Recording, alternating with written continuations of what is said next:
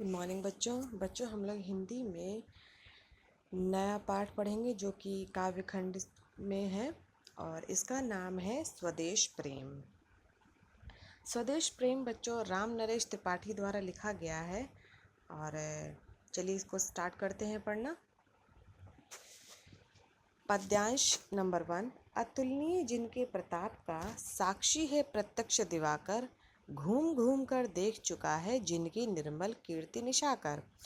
देख चुके हैं जिनका वैभव ये नभ के अनंत तारागण, अगणित बार सुन चुका है नभ जिनका विजय घोष रण गर्जन। इसमें बच्चों कुछ कठिन शब्द आप देख रहे हैं तो उनका अर्थ आपको पता होना चाहिए, तो वो नीचे दिए हैं।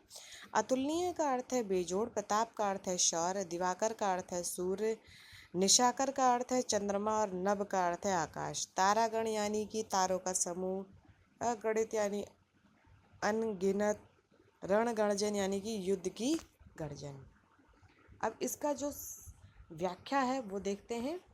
तो इसमें जो संदर्भ लिखेंगे बच्चों आप इस प्रकार लिखेंगे कि प्रस्तुत पद्यांश हमारी पाठ्य पुस्तक के काव्यखंड के स्वदेश प्रेम शीर्षक से उद्गृत है। ये कवि राम नरेश त्रिपाठी द्वारा रचित स्वप्न से ली गई है। यानी जो राम नरेश त्रिपाठी ने स्वप्न रचना करी है, स्वप्न नाम की एक रचना करी है, उसमें से ये लिया गया है। इन पंक्तियों में कवि ने भारत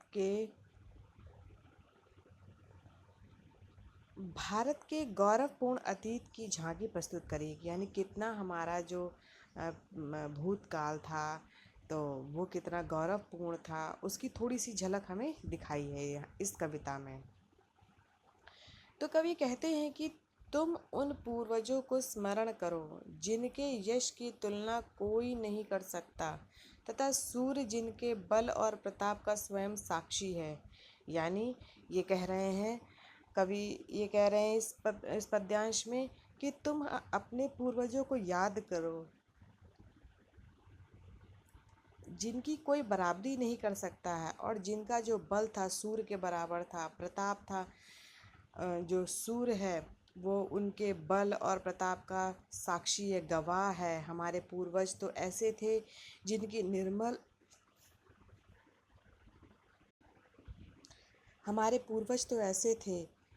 निर्मल और स्वच्छ कीर्ति को चंद्रमा भी पूरे विश्व में घूम घूम कर देख चुका है। और हमारे पूर्वजों की जो ख्याति थी, जो उनकी जो निर्मल कीर्ति थी, वो हमारे चंद्रमा ने भी देखी हुई है और ये पूरे विश्व में देख चुका था कि हमारे पूर्वज कितने निर्मल थे, कीर्तिमान थे। आकाश के अनंत तारों का समूह भी उनके ऐश्वर्य को बहुत पहले देख चुका है। ये आकाश भी हमारे पूर्वजों की विजय घोषों और युद्धों की गर्जनाओं को अनेक बार सुन चुका। यानी कि ये जो आकाश है, जब हमारे पूर्वज दहाड़ते थे युद्ध के लिए या अपने दुश्मनों को ललकारते थे, तो जो उनकी जो विजय पताका है या जो विजय घोष है और जो उसकी गर्जना है, कई बार आकाश जो है वो सुन चुका है। अर्थात हमारे पूर्वजों के प्रताप, वैभव, यश, युद्ध कौशल सब कुछ अद्भुत और अभूतपूर्व है। इसकी तुलना किसी से नहीं की जा सकती है। हमारे जो पूर्वज थे उनकी तुलना आज हम किसी भी व्यक्ति से नहीं कर सकते हैं। इसमें काव्यगत सौंदर्य देखते हैं बच्चों। तो भाषा बच्चों संस्कृत शब्दों से युक्त साहित्यिक खड़ी बोली है। शैली बच्चों भावनात्मक है, रस वीर है, शब्द शक्ति व्यंजना है, गुण ओज है, छंद मात्रिक है और अलंकार है। इसमें रूपक अलंकार है, जैसे कि निशाकर, दिवाकर, तारागण में उपमेय में उपमान का आरोप है, इसलिए यहाँ पे रूपक अलंकार है। अनुप्रास अलंकार बच्चों अतुलनीय जिनके कीर्ति निशाकर और जिनका विजय में क्रमशः न, क और ज वर्ण की पुनरावृत्ति होने से यहाँ अनुप्रास अलंकार है। पुनरुक्ति प्रकाश अलंकार घूम घूम में एक ही शब्द की पुनरावृत्ति होने से यहाँ पुनरुक्ति प्रकाश अलंकार है, क्योंकि घूम घूम जो शब्द है बच्चों 2 बार आया है, इसलिए यहाँ पे पुनरुक्ति प्रकाश अलंकार आप प्रयोग में लेंगे। ठीक है। नेक्स्ट पद्यांश है बच्चों, शोभित है सर्वोच्च मुकुट से जिनके दिव्य देश का मस्तक, गूंज रही है सकल दिशाएं जिनके जय गीतों से अब तक, जिनकी महिमा का है अविरल साक्षी सत्य रूप हिम गिरिवर, उतरा करते थे विमान दल जिसके विस्तृत वक्ष स्थल पर। दिव्य का अर्थ है बच्चों यहाँ पे अलौकिक, सकल का अर्थ है समस्त, अविरल यानी निरंतर, साक्षी यानी गवाह, सत्य रूप हिमगिरिवर यानी कि सत्य स्वरूप वाला श्रेष्ठ हिमालय, विमान दल यानी विमानों का समूह, वक्ष स्थल यानी सीना।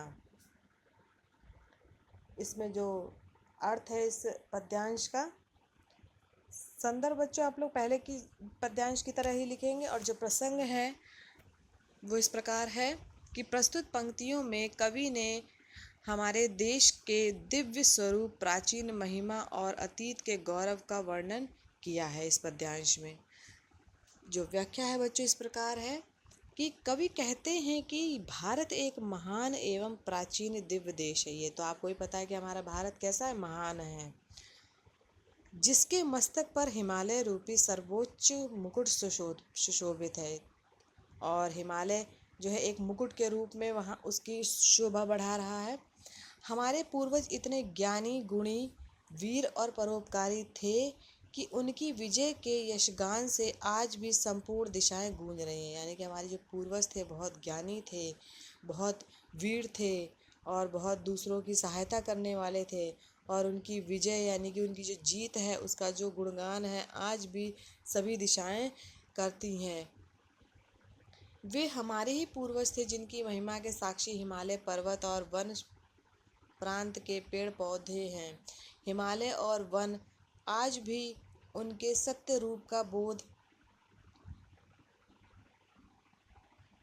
कराते हैं। यानी कि ये हिमालय गवाह है कि ये बताता है कि हमारे पूर्वज कितने पराक्रमी थे। ये हमारे देश की विस्तृत भारत भूमि ही है जिसके वक्ष स्थल पर अनेक देशों के विमान भी उतरा करते थे। यानी कि हमारे देश में ही दूसरे देशों के जो विमान थे वो उतरते थे, अर्थात भारत की कीर्ति को सुनकर दूर दूर से विदेशी यहाँ पे आया करते थे। जैसे आपने बहुत पहले से ही सुन रखा होगा कि यहाँ पर जो विदेशी हैं वो आए थे, जिनका नाम जो आप सुन सकते हैं, जैसे हुमायूं सांग है, ये भी आए थे। इस प्रकार भारत की कीर्ति संपूर्ण विश्व में फैली हुई थी। तो इस तरह आप देख सकते हैं कि हमारा भारत कितना महान है और इसकी कीर्ति जो है पूरे विश्व में फैली हुई थी बहुत पहले से ही। तो इस पद्यांश में बच्चों जो काव्यगत सौंदर्य है वो इस प्रकार है। भाषा बच्चों साहित्यिक खड़ी बोली है, गुण ओज है, छंद मात्रिक है, शैली भावात्मक और वर्णात्मक है। छंद मात्रिक है, रस वीर है, शब्द शक्ति वंजना है। अलंकार बच्चों इसमें अनुप्रास अलंकार है जिनके जय, सथी, सत्य और विस्तृत वक्ष स्थल में क्रमशः ज, स व वर्ण की आवृत्ति होने से यहाँ पे अनुप्रास अलंकार है। रूपक अलंकार है बच्चों की सर्वोच्च मुकुट और सत्य रूपी हिम गिरिवर में उपमेय में उपमान का आरोप है, इसलिए यहाँ पे रूपक अलंकार है। ठीक है, तो आप इस तरह पता लगा सकते हैं कि रूपक अलंकार क्या है। अब नेक्स्ट पद्यांश देखते हैं कि सागर निज छाती पर जिनके अगणित अर्णव पोत उठाकर पहुँचाया करता था प्रमुदित, भूमंडल के सकल तटों पर नदियाँ जिसकी यशधारा सी बहती है अब भी निशिवासर, ढूंढो उनके चरण चिन्ह भी पाओगे तुम इनके तट पर। जो कठिन शब्द है बच्चों उसके अर्थ हैं अगणित यानी कि अनगिनत, अर्णव पोत यानी समुद्री जहाज,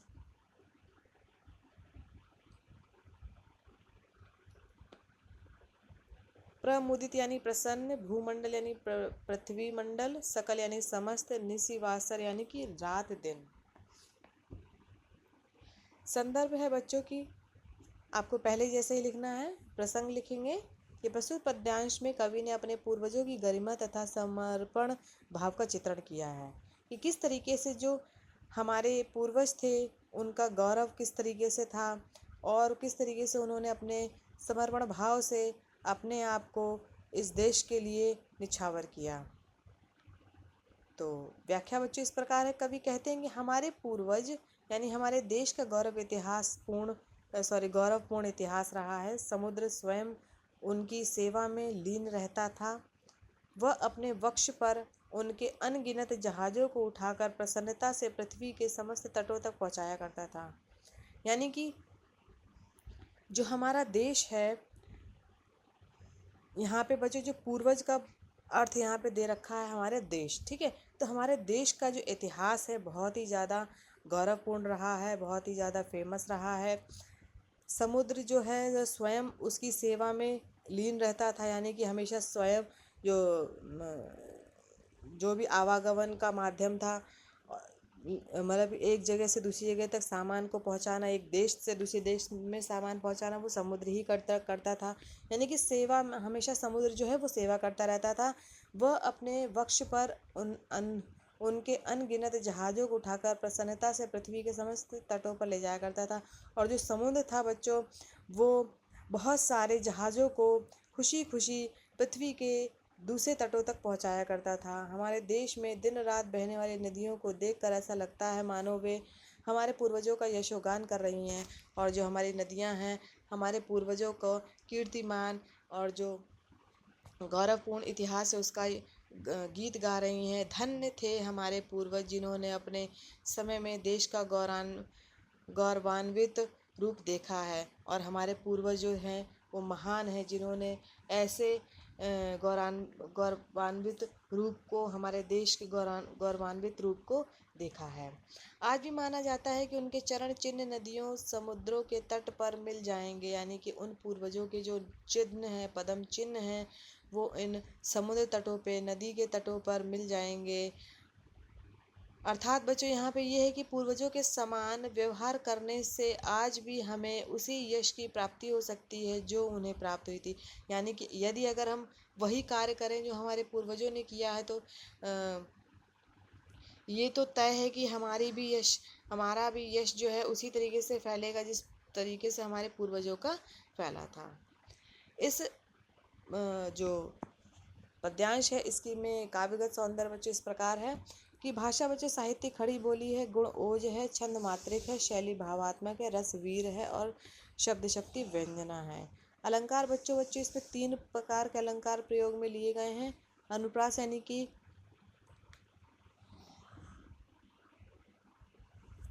अगणित अर्णव और चरण चिन्ह में अण व च वर्ण की पुनरावृत्ति होने से यहाँ पे अनुप्रास अलंकार है। उपमा अलंकार यश धारासी में उपमेय में उपमान की समानता को व्यक्त किया गया, इसलिए यहाँ पे उपमा अलंकार है। रूपक अलंकार इस पद्यांश में मनुष्य के यश की वृद्धि का परिचय नदी रूपी धारा से दिया गया है, इसलिए यहाँ पे रूपक अलंकार है। यानी कि जो मनुष्य की जो यश है वो नदी से तुलना करी गई है, नदी की धारा से तुलना करी गई है, इसलिए यहाँ पे रूपक अलंकार है। अब नेक्स्ट पद्यांश है बच्चों, विषुवत रेखा का वासी जो जीता है नित हाँफ हाँफ कर रखता है अनुराग अलौकिक, वह भी अपनी मातृभूमि पर ध्रुववासी हिम में तम में जी लेते हैं कांप कांप कर, वह भी अपनी मातृभूमि पर कर देता है प्राण निछावर। तो ये जो पद्यांश है इसमें कठिन शब्द देखिए बच्चों और उसके अर्थ बताते हैं। विषुवत रेखा यानी कि भूमध्य रेखा, वासी यानी निवासी, अनुराग मतलब प्रेम, अलौकिक मतलब दिव्य लोक से परे। ध्रुववासी यानी शीतल व ध्रुव प्रदेश में रहने वाला। हिम का अर्थ है बर्फ और तम का अर्थ है अंधकार। तो संदर्भ बच्चों इस प्रकार है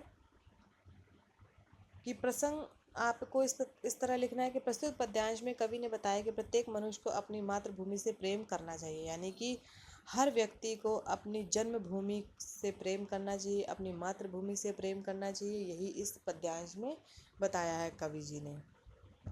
व्याख्या है बच्चों की कवि अपने देश से असीम प्रेम करने की प्रेरणा देता हुआ कहता है कि विषुवत रेखा का वह भूभाग जहाँ असहनीय गर्मी पड़ती है और वहाँ के लोग गर्मी के कारण हाँफ हाँफ कर जीवन बिताते हैं, किंतु इतने कष्टों के होने के पर भी वे अपनी मातृभूमि से अत्यधिक लगाव रखते हैं।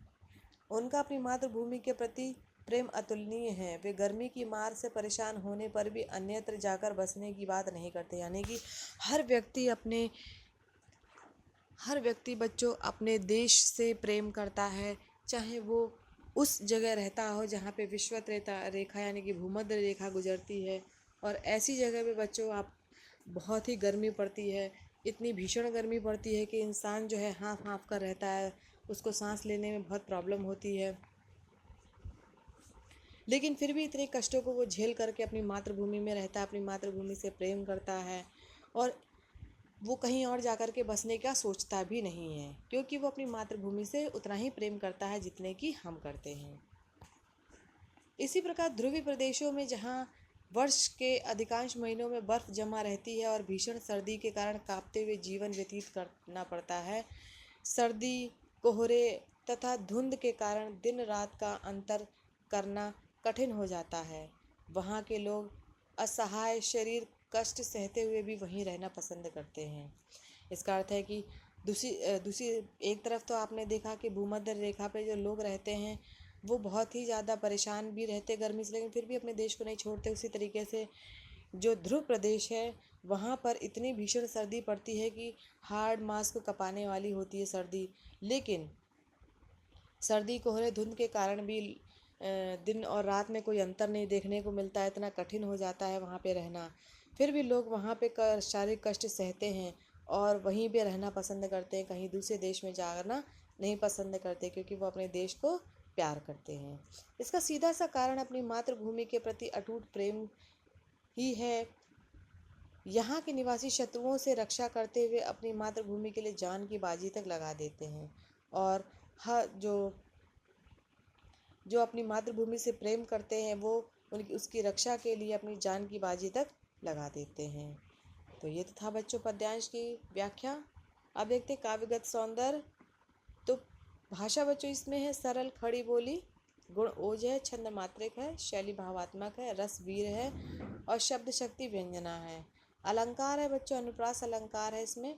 अनुराग अलौकिक मातृभूमि और ध्रुववासी में क्रमशः अ म और व वर्ण की पुनरावृत्ति होने से यहाँ अनुप्रास अलंकार है। नेक्स्ट बच्चों पुनरुक्ति प्रकाश अलंकार। हाफ हाफ और कांप कांप में एक ही शब्द की पुनरावृत्ति होने से यहाँ पुनरुक्ति प्रकाश अलंकार है। और जो भाव साम्य है, कवि के समान महर्षि वाल्मीकि ने भी जन्मभूमि को स्वर्ग से बढ़ के बताया। यानी कि जो वाल्मीकि जी थे उन्होंने व्यक्ति की जो जन्मभूमि है उसको स्वर्ग से भी ज़्यादा अच्छा बताया है, और कहा है कि जननी जन्मभूमिश्च स्वर्ग दीपि गरियसी। तो इसमें भी बच्चों जन्मभूमि को सब चीज़ों से अलग बताया है, बहुत ही अच्छा बताया है, और बताया है कि हमें अपनी जन्मभूमि में ही रहना चाहिए। तो यहाँ बच्चों आज आपकी कक्षा समाप्त होती है। धन्यवाद बच्चों आज की कक्षा के लिए।